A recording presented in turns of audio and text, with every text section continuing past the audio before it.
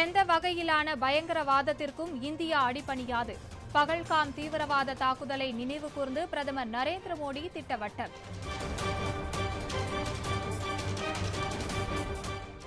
ராகுல் காந்தியின் இரட்டை குடியுரிமைக்கு எதிரான வழக்கு.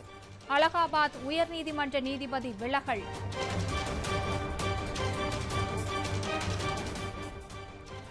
மயிலாப்பூர் தொகுதி திமுக வேட்பாளர் மயிலை வேலுவின் உதவியாளர் வீட்டில் கட்டுக்கட்டாக பணம் கைப்பற்றப்பட்டது. தேர்தல் பறக்கும் படையினர் அதிரடி நடவடிக்கை.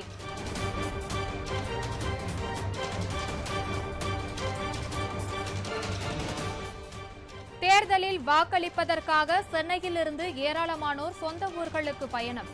விமானம் கட்டணம் பல மடங்கு உயர்வு.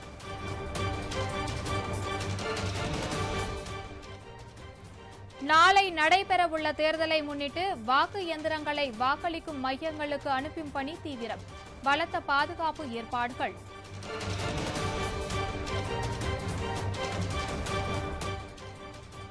ஒசூர் அருகே ஆம்னி பேருந்து மீது கார் மோதிய விபத்து.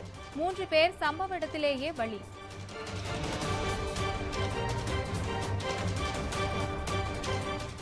பொய்யான தகவலை பரப்பி மத்திய அரசுக்கு அவதூறு ஏற்படுத்தியதாக குற்றச்சாட்டு.